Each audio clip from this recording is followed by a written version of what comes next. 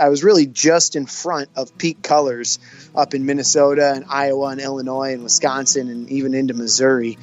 So that was just really gorgeous, seeing all those burnt oranges and reds. It's like somebody melted crayons into the trees. This is the Adventure Sports Podcast, trying to help you find adventure every day in any stage of life. You're going to hear from explorers, adventurers, business owners, and anyone living their life a little more out of the box than usual.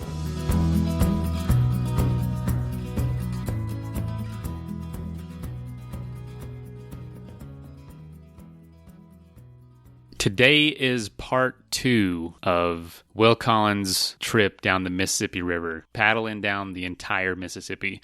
Last Thursday, we replayed part 1, which was about a year and a half ago it came out. This week, we're replaying part 2, the second half of the Mississippi. Curt is doing the interview, and this one's, from about a year and a half ago. And wow, paddling the entire Mississippi is just one of those things I've always wanted to do. I'm sure a lot of you out there do as well. So hear what it's really like to do that in this episode.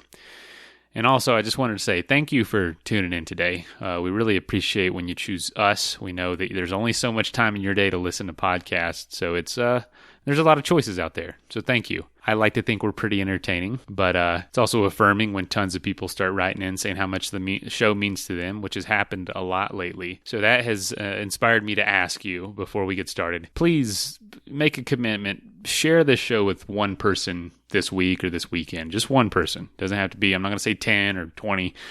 One person you can think of. Just send them a text when you get to work. Please don't text and drive. Or if you're at home or at the office right now, just pull out your phone, send them a text, call somebody, whatever. Just tell them about the show. We know there's tons of you that are listening in offices or at jobs you don't really love, dreaming about doing these adventures. And we know there's a lot more out there that can benefit from these stories. So thank you again for listening. It's literally you that makes this whole thing happen. So I just can't thank you enough. Today's episode is brought to us by Athletic Brewing, makers of non-alcoholic craft beer, the best non-alcoholic craft beer at that.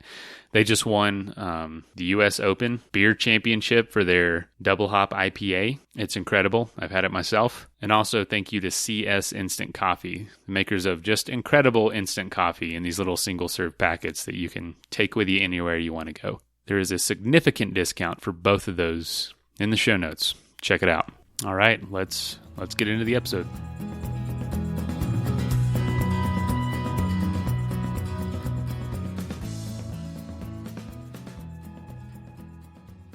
Hello, thank you so much for listening again to the Adventure Sports Podcast. Curt here. I have Will Collins back with us, and a lot of you probably remember, it wasn't that long ago that Will was on the show in episode 331. He was a little over halfway down the Mississippi in a canoe, canoeing the full length of the Mississippi from source to sea, and he has completed the journey, and I got him to commit to coming back on to telling us the second half of the story, so I'm so excited to hear about how the lower river went. Last time we talked, he was near Cairo, Illinois, and so he went from there down the rest of the river since then. So, Will, how long was it since we talked last? It's probably been, a month? Yeah, it's been a little while. I don't know the exact number, but yeah, maybe a little over a month or so. And I am back here in South Dakota, the great state of South Dakota, where I live and off the river. And I just finished up on 2 Saturdays ago. It would have been just finished up in the Gulf of Mexico, and boy, it was quite the adventure. And since we last spoke, Curt, the river is completely different, really, to tell you the truth, from the first 65 days. I ended up in the Gulf of Mexico after 103 days and 2,500 miles roughly of river miles paddled from source to sea, as you mentioned. And it was just an epic adventure, and something that I'll certainly carry with me throughout the rest of my life. Wow. Well, that's so cool, man. So for our listeners, go back to episode, let's see, what did I say it was? 321. Go back to episode 321 if you haven't heard the first part. Listen to the first part before you listen to this one, because this is the continuing saga of the Mississippi River journey. So anyway, go back to 321 and then listen to this one. But so Will, let's pick up kind of where we left off, but a couple of bullet points just to get people kind of into the rhythm of the adventure. You decided to do this trip. You're going to test my memory here. Decided to do this trip. It just felt like it was the right time in life to do something epic. It's something you'd been thinking about for a long time, and you decided that you were willing to quit your job if that's what it took. And you went into your boss and you said, I've just got to do this. What do you think? And they gave you a leave of absence so that you could go and then come back again. Yeah, absolutely, Curt. That's you pretty much hit the nail on the head there. It seems like your memory is not too bad, but yeah, that's exactly what happened. And it wasn't necessarily the perfect time in my life, but I don't have too much going on. It was just one of those scenarios where there was a calling in my gut, and I'd put it off for about a year or so. And every time I thought about it, I would get tense and excited and just know deep down that it was something that I had to do. So I was able to have that conversation with the boss. And that was probably the scariest conversation I had, in regards to the whole entire trip. I was nervous going in that office, but, it worked out, and it was just, an absolutely amazing journey, and I wouldn't trade it for anything. Well, the reason I wanted to tell that part of the story is because it stood out to me in the last one, because you got committed to doing something that you knew would create a lifelong memory, something that would always be there. And you were so committed to that idea that you were willing to quit your job for it. And when you stepped forward, you didn't have to quit your job. Things start working out when you pursue a dream like this. And I just think that was so cool. So it's inspirational. And that's one of the big things that I took away from this trip, Curt, is that once it's always scary, no matter what it is, whether it's an adventure, whether you're trying to start a new business venture or whatever it is, it's always scary to step out on that ledge. But once you take that step and you fully commit to it, people come out of the woodwork to help you, and people recognize that you're trying to follow your passion, and they respect that. And at least that's what I've found. And it's hard to take that first step, but once you take the plunge, you might think you're alone. I certainly thought that I would be kind of doing this solo, and most people would dismiss me as crazy, which I am, and a lot of folks did. But once you take that plunge, people come out of the woodwork that are willing to help. Yeah, that really is true. You've heard people say, probably will, if you catch yourself on fire, then the world will gather around to watch you burn. Okay, this isn't really what we're talking about here, but the point is that when you step out on a limb, then people step up to the plate to say, wow, I want to be a part of that somehow. And it's a common theme with the people that we visit with about, these adventure sports. And I just throw it out there because we all have a dream, and we all wish that we could do something. And it's so easy to say, oh, it just wouldn't work out. But you never know until you actually say, I'm doing what's going to happen. But not everybody was supportive. Some people did think you were crazy. Did you get a lot of pushback when you told everybody, I'm going? Oh, yeah, certainly, especially once I had stepped out and kind of proclaimed that this is what I was doing and things were in the works, but I wasn't fully on the trip yet. Absolutely. Lots of, and even on the trip, I mean, all kinds of people telling me I'm crazy. And like I said, I certainly am. You got to be a little crazy to do something like that. But, lots of doubters, but at the same time, there's a small percentage of people that are able to go out there and really do what they want and not be afraid of those consequences. And, it's a little bit of a different thinking process, but, you got to do you got to follow what your heart says. Oh yeah. Yeah. Well, a couple more highlights from the first episode. You had started at the source, which you named the lake, and I don't remember the name of it, but the source of the Mississippi. And what was the name of that little lake? Lake Itasca up in northern Minnesota. And at times it wasn't even really canoeable. You were like dragging your canoe through marshland and stuff. But then it became navigable, right?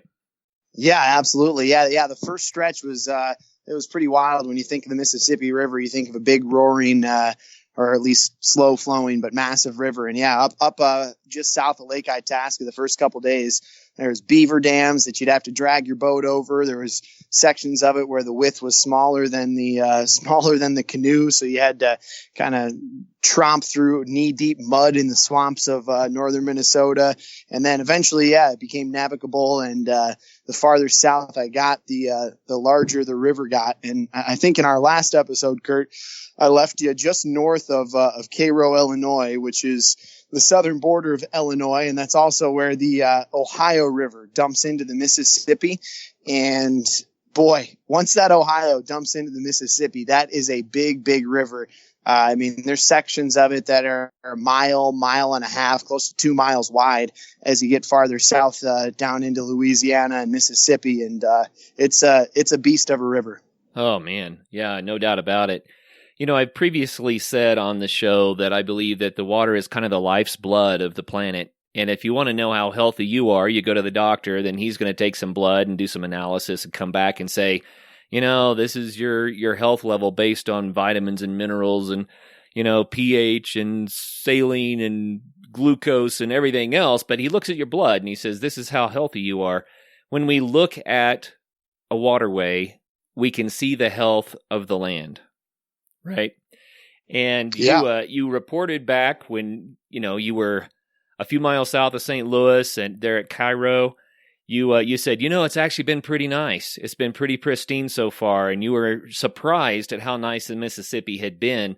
So how did it develop after that? What would you call the quality of the water as you continued south? I would say obviously it's dark. It's not like a clear water. It's a dark, muddy water with all the different waterways that spill into it. It drains any state between the Appalachians and the Rockies. All the water runs into the Mississippi, so it's a lot of water that it drains. But as far as the wilderness and as far as the ecosystem, I mean, in my mind, I was pleasantly surprised throughout the whole time. There really wasn't too much trash or litter. You know, every once in a while you'd see something washed up on shore, but very, very minimum. And yeah, it was absolutely beautiful. I mean, just really, really gorgeous. And then by the time you get down into southern Louisiana, it's just, I haven't spent too much time down there before, and it's a different world, Curt. It's the bayous of southern Louisiana, swampland and cypress trees and alligators and all kinds of wild stuff down there that I didn't really have too much experience with. So I was pretty neat. That sounds great. You know, another highlight from the last show is that you were just so impressed with how friendly and helpful the people had been along the way. People inviting you to stay with them, people offering you food, and even a man that gave you a top-end canoe. Yeah, absolutely. That was a wild story. I just happened to run into the owner of the Winona Canoe Company in Winona, Minnesota, as I rolled through town there in Minnesota, and he hooked me up with a great canoe, and I ended up finishing that one out all the way to the Gulf from Winona. And yeah, the hospitality of people throughout the river just continued on. I mean, once I got into the South, they say Southern hospitality. Well, that's a real thing. I was blessed to meet so many amazing people in Baton Rouge, Louisiana. I met a couple, and they welcomed me into their tailgate for the LSU Texas A&M football game. So I was able to take in some Southern tailgating, and they hooked me up with a free ticket to the game as well. Wow. And in, I stayed in Natchez, Mississippi, and was able to stay with some folks there and was showing all around town, and had a few cold ones at Under the Hill Saloon there in Natchez, Mississippi. That was wonderful. And on my last night in southern Louisiana before reaching the Gulf, I ended up camping with probably about 10 or 15 duck hunters who were out at the one camp spot that wasn't complete swampland, shy of the Gulf. And those guys took me in with open arms, and we had a bit of a little party there on the last night before I reached the Gulf the next morning. And it was a really amazing experience. And the people along the way were amazing. So I got to ask, now that it's done, your journey impacted your life in a lot of different ways. I know that no one finishes a journey the same person that they started. What changed in you? Yeah, I don't know if I can pinpoint exactly what changed in me, to tell you the truth, Curt, because I really haven't had too much time to stop and think about it. I got back late on a Tuesday night and 10 a.m. on a Tuesday night and was at work 6 morning. So, it's kind of one of those things, I think, where it's almost like growing in terms of physical height. As a kid, you never recognize when you're growing, but then you look 2 months later and you've shot up. And so I don't know if I could tell you a specific thing that's changed. Maybe some humility, and I suppose being more open to strangers, and I've gained a better ability to connect with strangers and open up. That's cool. So did your perspective of the United States change in any way as a result of going down through the heart of it on the mighty river? It did. I'll tell you the one thing that I said throughout the trip, as we mentioned earlier. I stayed with all kinds of amazing folks in the river, people who welcomed me into their house, strangers who welcomed me into their house, cooked for me, let me do laundry at their place. All along the river, I met people like that. And the one thing that I would always say is, people would ask me, "Aren't you nervous to be meeting all these people or staying with people who you don't know," or things along those lines? And I would usually say, the world, and especially our country, if you turn off the news and you talk to people, it's a pretty darn good place. People are good, and I think the majority of people are good. So if you don't let some of the negative stuff that you hear on the news or that you read in the paper or whatever it may be affect you, and you just take each interaction at face value, I think it can do a world of good. And that's certainly what I picked up along the way, is if you just sit down and talk to people, they're willing to either help you out or learn your story, or you can hear their story, and it usually ends well. I think we got to talk about the logistics a little bit, because I know that some people are going to be saying, "Man, that is so cool. I'd like to do it." So I guess the first big overarching question is it advisable? Was it a good idea in the end? Are you glad you did it? Is it advisable? I couldn't advise it more to anybody. I could not recommend it more.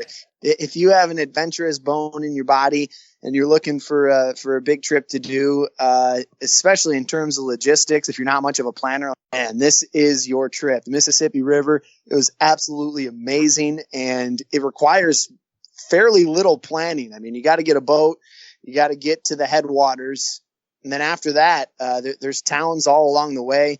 I usually stopped about once every 5 days to a week. Sometimes I'd go 10 days and resupply with food and get a burger and a beer at a restaurant in town or something along those lines. But as far as planning, it's pretty minimum that you need to do. Obviously, everybody's different. Some folks are going to want to meticulously plan out every campsite. I was pretty loosey goosey with the details. I just kind of put in at the start and pushed off and went from there. And it's a pretty easy trip to do logistically, and it's amazing. Absolutely. I mean, it's the lifeblood of America. The Mississippi River runs through the heart of America. I got to see 10 states all throughout the Midwest and into the South, and really get a pulse of the country and the people. And it was amazing. I highly recommend it. That's cool. So what about lessons learned? If people are thinking about doing this, then what did you pick up that you could share that would make their trip a little bit better, maybe? I would say, obviously be open to encounters with people. And from my personal experience, I would say plan a little bit longer, maybe than you think, because, and it all depends on how you want to attack the trip, whether you're trying to just do a straight wilderness trip and push all the way through and stay every day on the river. But for me, I got a lot of joy from checking out all these river towns along the way. I mean, I stopped in dozens and dozens of small towns along the Mississippi River, all the way from Bemidji, Minnesota, in northern Minnesota, to some small towns south of New Orleans, in southern Louisiana, and everything in between. And I thought it was neat just to see the culture of all the different river towns and all the different people who inhabit those river towns, because tell you what, some of the Southern Cajuns in southern Louisiana, it's a whole different culture and a whole different world than folks up in northern Minnesota, and everywhere in between is different as well. So my piece of advice would be to take a little time to take in some of the sites and some of the towns along the way, and you can get a feel for the folks who call the Mississippi home. Yeah, good word. So you also had done some canoeing trips prior to this. This wasn't your first time around the block, but this was your biggest trip ever. And did you learn any canoeing tips or tricks that you would recommend for people? I did, yeah. I learned, I would say the two biggest takeaways that I learned in terms of paddling on this trip. I actually used a kayak paddle for about 90% of my paddling, and I found that being solo in a canoe, the kayak paddle gave me some more speed and just a little bit quicker reactions in terms of if I was trying to get away from a big barge or a boat. The kayak gave me a few miles an hour extra speed. And then also I learned that depending on which way the wind is blowing, you can load your boat either towards the bow or towards the stern. If you have a headwind, you have more weight in the bow of your boat. It creates a slimmer profile in the front and avoid some of that blowing that you might get that'll turn you to one side or turn you to the other side. And same goes for the stern with a tailwind. So loading the front and back of your boat, depending on wind conditions, certainly helped me out along the way. So I was thinking about what else would people need to know to successfully do this journey, and I know that there's a ton of stuff. How much experience do you think people need in canoeing and doing multi-day trips in a canoe before they dive into something like this? Personally, I would say very little. You got a long time to learn. So up in northern Minnesota, the stakes are not very high. By the time you get to New Orleans and southern Louisiana and even Mississippi, stakes are definitely higher, with lots of traffic, freighters, ocean-going vessels, barges, you name it. It's pretty busy in the south of the river. But if you had little experience, by the time you got there, you'd be able to be comfortable. And up in northern Minnesota, where the river starts, it's ankle deep and not very technical. So I would say I think the biggest important factor in terms of having a successful trip is having a good attitude and just the will to want to push through when the days get tough. As any adventurer knows, it's never all easy. You certainly have days where the wind's blowing and the rain is falling sideways and it's cold, but those are the days that you got to be able to push through. But in terms of experience, man, I'd say if you got an inkling for it and you've never been in a canoe, pick up a boat, get out on the water a few days before you head out, and just make it happen. Right on.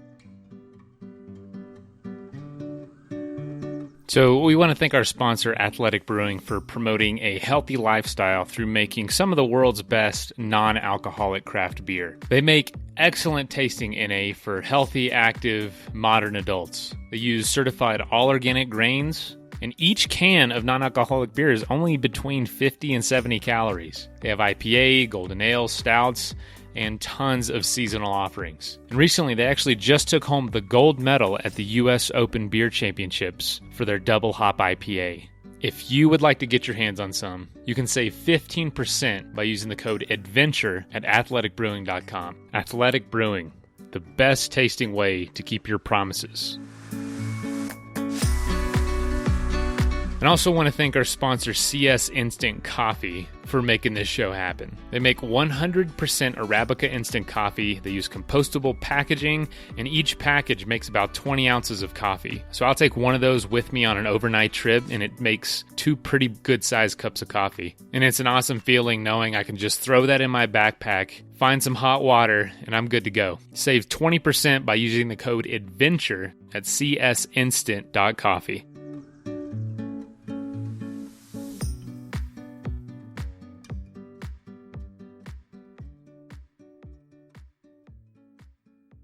So how physical was the trip?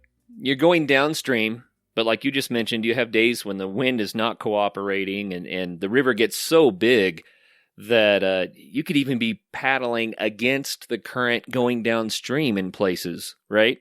Because of eddies and what have you. So how physical did it turn out to be? Was it pretty exhausting, or was it like, nah, I'm just coasting? Yeah, it was, I would say it was somewhere in between. Of course, when you get into the groove of it, you're kind of used to it by the time you hit, day 15, day 20. It's like working out. The first day you work out, you're going to be sore, but after that, you can kind of coast along with it. But the river never really flows quick enough that you can just sit in your boat and let the current push you, kind of Huck Finn style, like you might think in your head. It's never really that quick. As you get south, the river does pick up speed. The current picks up speed and allows you to make more miles a day, but it's still not quick enough to just, take a nap on the river and let it coast. With that being said, I was paddling. I'd usually get on the water around 8, 9, or 10, depending on the day and how I was feeling. And I would paddle all day until sunset. So certainly a long time on the water, but and afterwards, once I was off the water, had set up camp, gathered firewood or set up the stove and got dinner going. I mean, by the time all that was said and done, I was down and out and ready to hit the tent and ready to call it a night. Yeah, no doubt.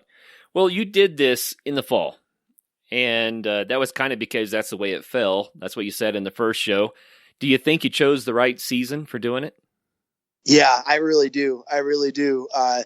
It was just absolutely beautiful. I mean, I was kind of right on the line. I started on the 23rd of August in northern Minnesota, so I was kind of paddling the line of fall and summer.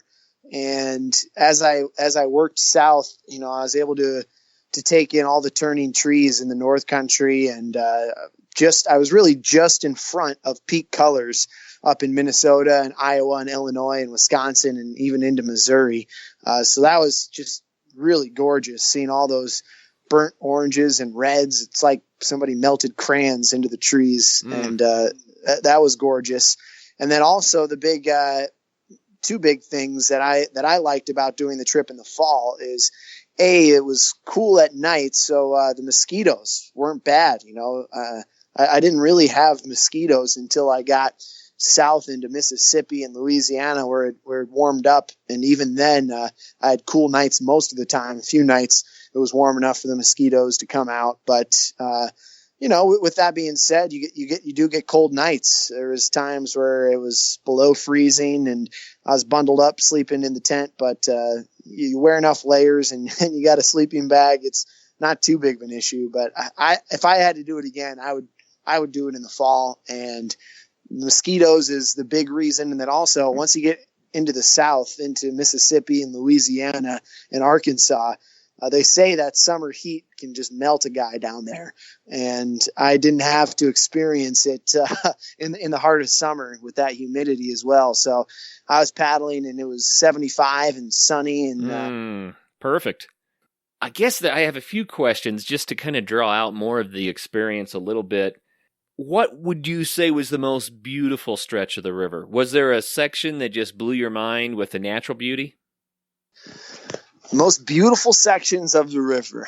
I would say that in southern Minnesota, northern Iowa, and in Wisconsin as well, and even a little bit into northern Illinois. It's an area there that they call the driftless section. And it was unlike a lot of the Midwest, I guess the glaciers didn't roll through that area. So it's not flat. There's real big bluffs, several 100 feet bluffs.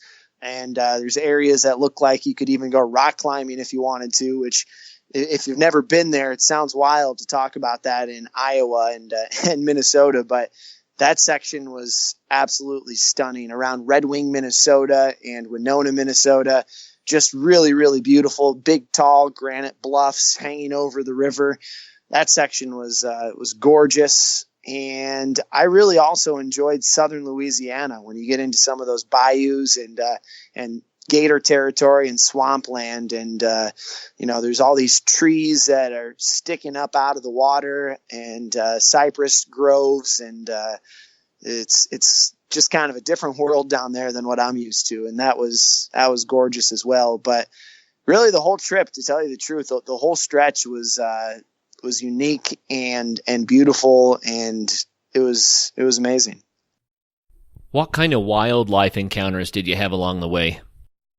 Yeah, so there was one instance, bears and moose and all that stuff. I'm pretty used to camping in the Northland. I got a lot of experience and don't faze me too much. I kind of know how to handle those situations. But man, in southern Louisiana, it's a different game down there. And there was one night where I was paddling and sunset was coming in, and I got off the water and I was camping on a sandbar that butted right up to kind of like a forest, but it was a low-lying forest. It was kind of a swampy, what you would imagine like a southern Louisiana bayou swamp area. So I pull off right around sunset, couldn't push anymore. It was getting dark. There's all kinds of huge ocean-going vessels that are passing back and forth, so you can't risk paddling at night with those. And I set up my tent and I'm all ready to go. And as I'm walking back towards the boat to load the last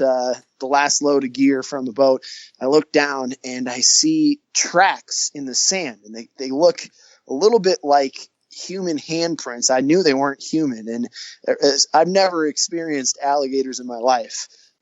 But as soon as I saw that track, I knew in my stomach, I was like, oh man, that's a gator track, and that thing is fresh. And I had a little bit of service on my phone. So I Google gator tracks, and sure enough, the first image that pops up, it's like a splitting image of the tracks that are in the sand, literally 5 feet from my campsite where I just set up my tent. And, so I look at those tracks, and then I walk a little bit farther and I see another set of tracks. This time there was two kind of handprint looking things on either side. And then in the middle, you could see where the gator's belly had been dragging in the sand. And there was a track back into the forested area that was behind me. So with it being dusk and with it being night, I wasn't able to get back on the water. So I was kind of stuck where I was at. Oh, dude. So I didn't really know, I was trying to Google, do alligators attack, all this type of stuff. And I was, I just ended up building a big fire and trying to make my presence known, and tried to leave some logs on the fire so it'd burn through the night and sleep as close to the fire as I could. But that was definitely a night that I didn't get too much rest as I was thinking about that gator. Man, that's a good reason to have another person along with you, just so you can take turns keeping watch. Yeah, absolutely. That was definitely one of those nights where, like I said, didn't get too much sleep, and I had the cooking knife next to me in the tent the whole evening. Oh wow, that's a good story, man. Yikes. Yeah, it ended up well. I never ended up seeing the gator, but I knew it was fresh tracks. And then the next morning when I woke up as well, my footprints, which were next to the gator tracks originally, had been washed away. So I knew that those things those tracks were made that afternoon that I arrived. They were fresh. You probably scared them off the sandbar as you paddled toward it. Yeah, I hope so. That's for sure. I don't know. Like I said, I don't know what happened to him, but I was definitely making noise and doing some yelling and shouting and clanking some pans here and there to let him know that this was my home for the night. He could have it tomorrow, but I was staying there tonight. Right on. Well, let's talk a little bit about that southern part of the river, because I want to hear more about that. What route did you end up taking? Because in the first show, you mentioned that there were some alternate routes that might keep you out of some of the shipping traffic. And you went maybe bypassed New Orleans, or if you stayed on the main river, you would have gone through New Orleans. So how did that turn out? Yeah, absolutely. Earlier in the trip, I was debating whether or not to take an offshoot of the Mississippi, which is called the Appalachia River, and lots of folks who through paddle it do end up taking that stretch. It's a little more wildernessy, and you don't have to deal with the busy traffic and port cities of Baton Rouge and New Orleans. But I decided to stay with the main channel all the way through to the Gulf. And man, it was wild. I would say the only section that I was nervous in or anxious or stressed out was between Baton Rouge and New Orleans. Once you got into Baton Rouge, man, there was freight traffic, so huge, massive oil freighters, cargo ships that you would see, like in the port of, or in San Francisco Harbor. I told a few people the best way that I could describe it is it's not even really like you're paddling a river. It's so wide. It's like you're in a massive either harbor or lake, really, with a little bit of a current. And the traffic in there, man, it's if you've ever seen San Francisco Harbor, I imagine as a kid I saw it, and I just remember all the huge cargo ships and freighters coming from the Pacific and going to Japan or wherever they may be going. And it's not too different on the Mississippi. You just have massive, massive ships. And the other thing is that on either side, you have to kind of play your cards, because on one side on the river, they have the containers that go onto the cargo ship. So if you can imagine like a 18-wheeler, a semi-truck, take the cab off that semi-truck, then you have just the container that the goods would be in. Essentially, they have those, but they're floating on a barge, on a container, and they have all of these semi-trucks essentially anchored or moored up to either bank. So there's about 5 or 6 truckloads wide that are stationed on the side of the river. And there's all kinds of little ships that are going around and working on those containers, moving them from one spot to the other, adjusting them, getting them ready to load up onto the cargo ships. So you can't really stay on one side, because there's several hundred feet where these containers are lined up, and then there's busy bees that are moving all around these containers. And if you get too close to one side, one can pop out from behind a container and not see you. So you can't stick too close to the side. And then when you're in the main channel, you have these huge freighters that are either taking cargo, or they're taking oil, or they're just a typical barge that's pushing coal or grain or whatever it may be. So you kind of have to pick your poison. Between Baton Rouge and Louisiana, or between Baton Rouge and New Orleans, it was just really busy. And there was a few times there where I was certainly nervous and kind of had to have your wits about you 24/7. And at one point, actually, I'd say the closest I got to being real scared and worried about how the situation was going to be handled. I was paddling, and I was near the edge of the river, alongside some of those containers that are anchored up on the bank of the river, on the right bank of the river. And out of nowhere, another barge comes up northbound, and he's hugged pretty close to the side of those containers as well. So usually I'd stay in the middle of the river, and then I'd be able to pick either left or right side of a northbound vessel. But for this time, I was stuck on the side, so I didn't really have anywhere to go. And there was a gap probably of about, 15, 20 feet wide between this barge and then the moored up containers on the edge.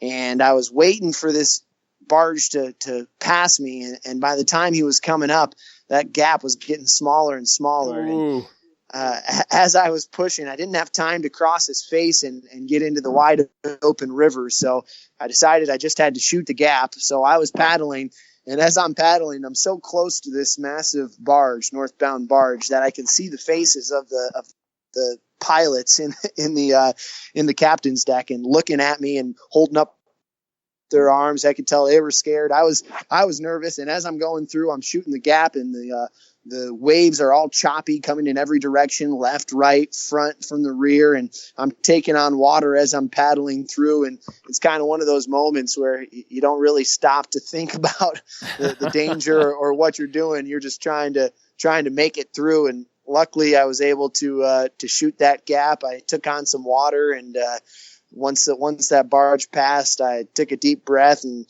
took about 10 minutes to sponge out the water that I took on in the boat, and kept on partying. Oh, the whole trip sounds so adventurous, but that doesn't really sound like fun to me. That part right there.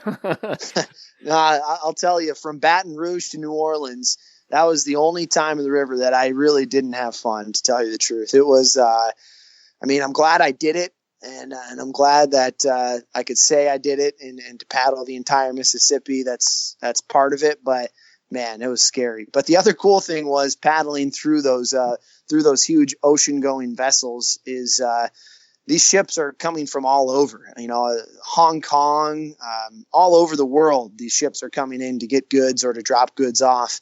And throughout, as I was getting farther south, there was times where these huge freighters would honk their horns at me as I was paddling by, or at one time, a couple of guys came out from the captain's deck, and I kind of heard a voice in the distance, and I thought it was coming from shore. And then I turned around and looked to my side, and it's a huge, massive ocean going vessel. And the captain and one of his crew were out in the eagle's nest in the cockpit high up, waving their arms from side to side and giving me a thumbs up and cheering me on as I was cruising by. And as it passed, I saw that ship was from Hong Kong. So that was kind of neat. That is cool. One thing I was going to bring up, just your description of it.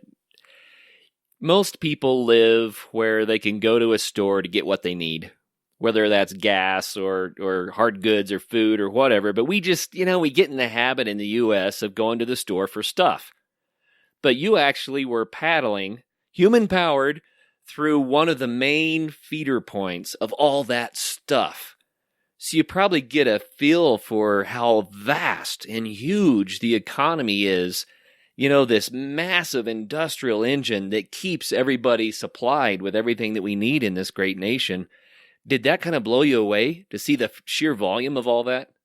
It really did, Curt. It really did. And all along the way, I would say the most things that I saw were grain. So corn, rice, cotton, soybeans being loaded onto these barges. And then I talked to one fellow who was running one of the grain elevators in the town that I stopped in, and he said that they'd be loading up this ship and it would go to South America, and they'd supply rice to I think it was Venezuela and I can't remember the other countries, but some countries in South America. And yeah, just to see that all the goods coming in and out via the Mississippi, it was pretty wild. And all the oil around Baton Rouge, there was a large Exxon Mobil plant there, that a refinery that they load up all kinds of oil in and take it all over the world. And it was neat too. I learned that in New Orleans and in Baton Rouge as well, supposedly they have some of the freshest coffee beans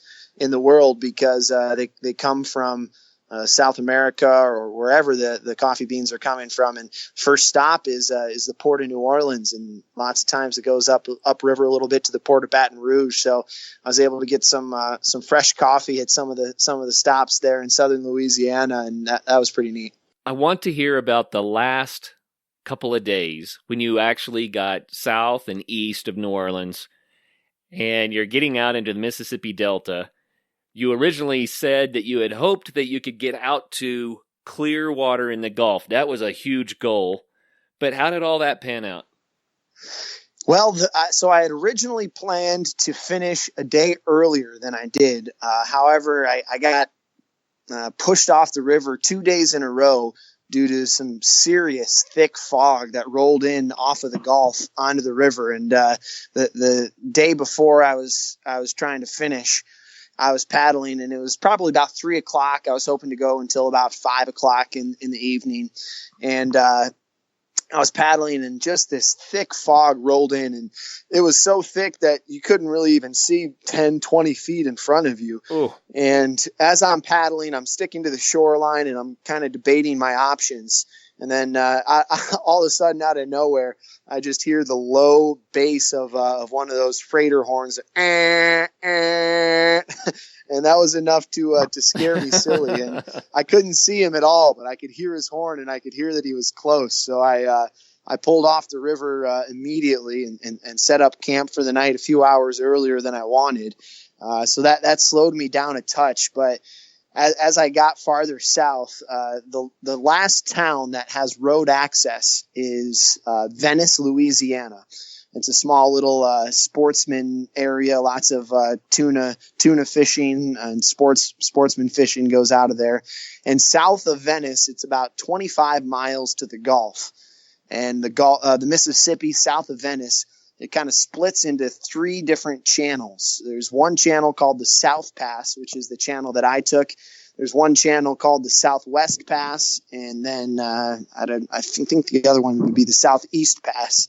And the main traffic in terms of freighters and ocean vessels go on the Southwest Pass. So I stuck on the South Pass, and the day before I got to the Gulf, I ended up camping with a bunch of duck hunters, and it was just awesome. They were super amped to hear about all my stories and hear about the journey. And I was happy to be camping with them for the last night. They cooked me up a bunch of burgers, and we shared a couple cold ones and told stories around the campfire. So that was neat. And then the next morning I woke up and pushed the final 10 miles to the Gulf of Mexico. And as I got there, it was a pretty wild feeling. I paddled out, and all of a sudden, the banks on either side of the South Pass of this channel disappeared, and it turned into wide open water as far as the eye could see. And I paddled out into it a good little ways, and it wasn't like I imagined. I kind of imagined that the river would be pouring into the ocean, and you could see the mixing of the dark Mississippi water with the blue Gulf of Mexico.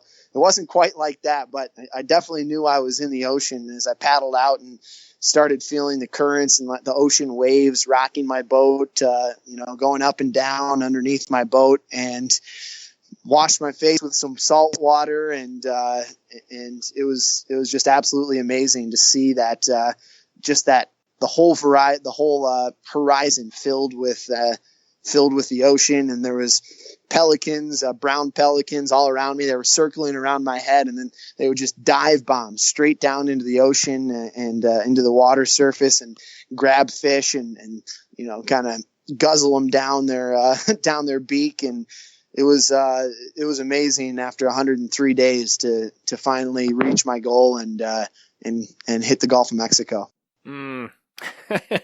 The end of a journey is such a mixed feeling, isn't it? It's like I accomplished the goal you want to celebrate, but at the same time, it's like, oh, it's over.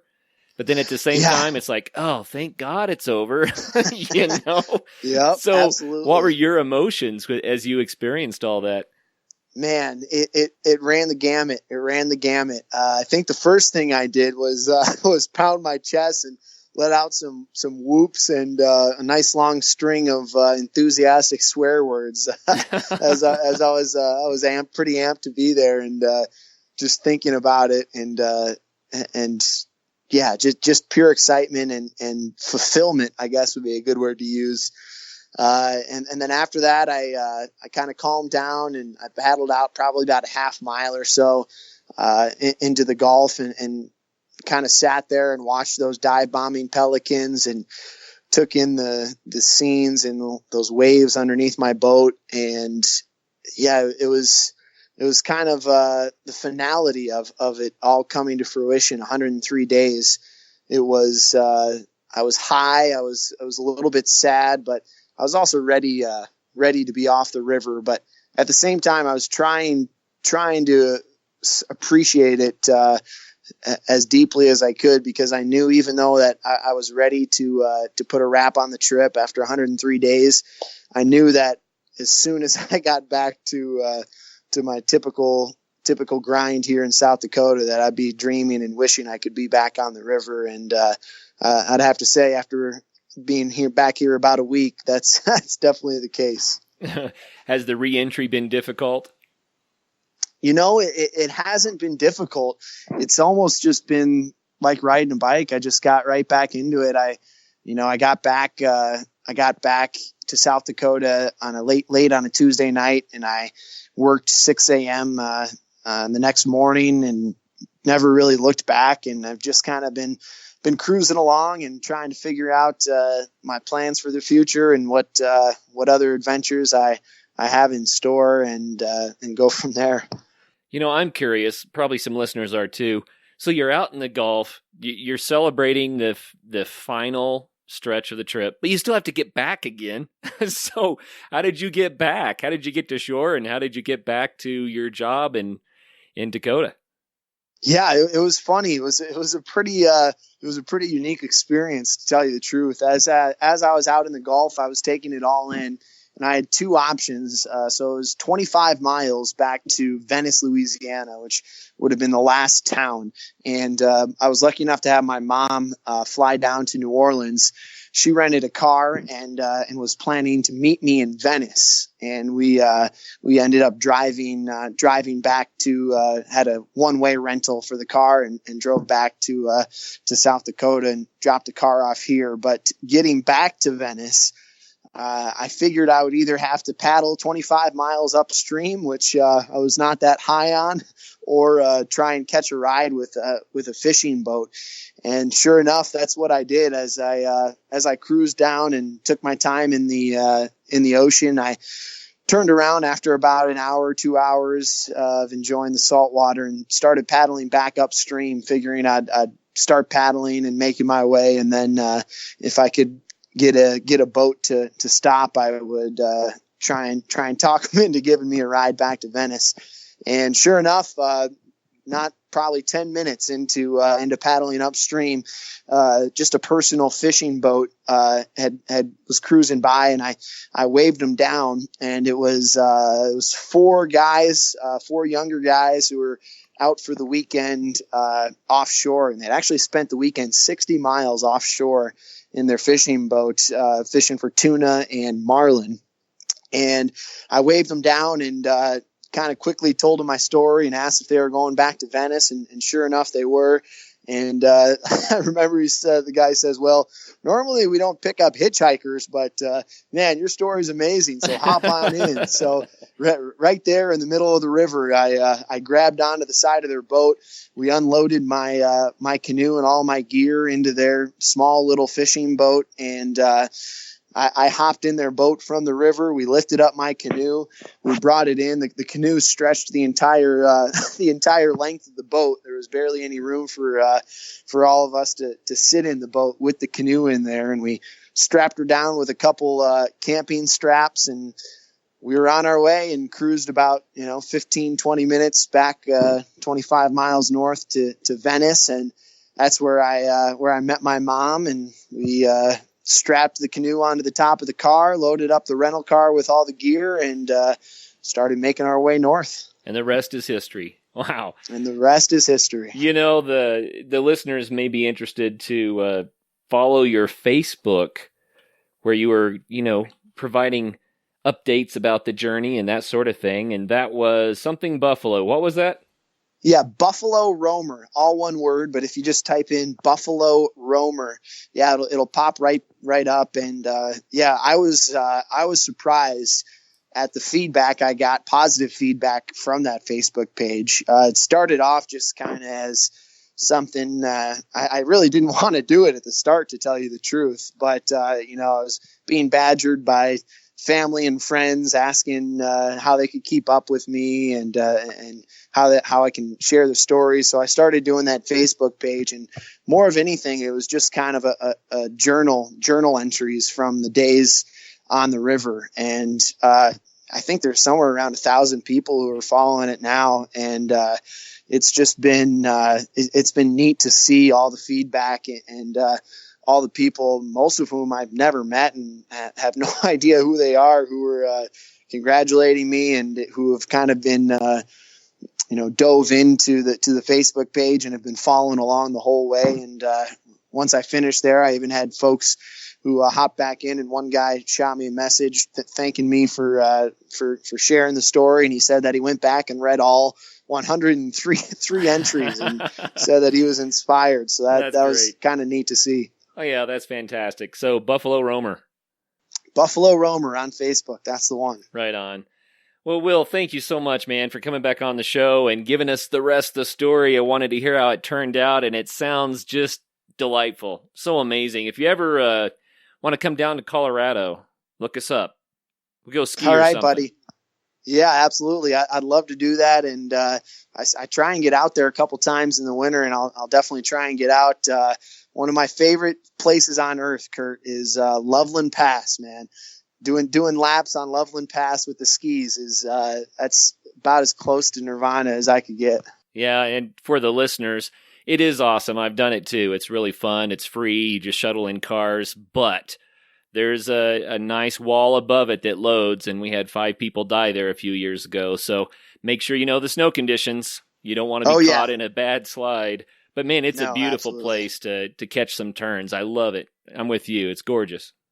Yep, absolutely. Yeah, it's certainly. I actually, not to get too sidetracked here, but I was skiing at one time, and actually a fella who was also skiing, as you're saying, in that same cirque and that same wall, triggered an avalanche and was partially buried in it. Luckily, the guy was able to get out, but I was actually the one who called 911, and they got a helicopter going for him. So it was a scary situation, but the guy ended up all right. Was able to ski out of it, and after being found, and but certainly definitely know what you're doing. Yeah. The challenge with that one is when people start going higher up the wall, they might trigger a slide down to the people that are skiing below. And so it's not just what you're doing, right? You have to take into account the whole mountain. And but we're talking about canoeing, not skiing. So come see us. We'll talk about skiing next time. All right, Curt. Sounds good, man. Thanks for having me on the show.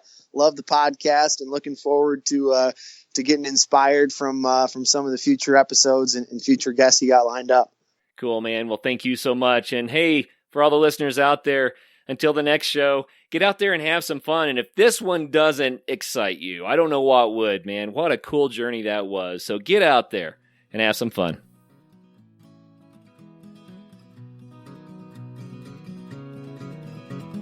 Well, first of all, thank you so much for listening to this episode. It really means the world to us that you want to spend your time with us. If you'd like to help us further, please just leave us a review on iTunes, share us on social media, tell your friends about us. You can become a patron, a supporter of the show for $5 a month at patreon.com/Adventure Sports Podcast. And if you know somebody that would make a good guest, reach out. We're always looking for good adventure and outdoor stories. And lastly, thank you to our sponsors, whose messages follow right now. Athletic Brewing makes the best non-alcoholic craft beer. Go to their website at athleticbrewing.com and use the code in our show notes to save 15% on your first order. After all this adventure talk, if you're needing some gear yourself, but you need some advice before buying, go to backpacktribe.com, where you can ask questions to the owners who have experience with all the gear, as well as all of it for sale right there on their website.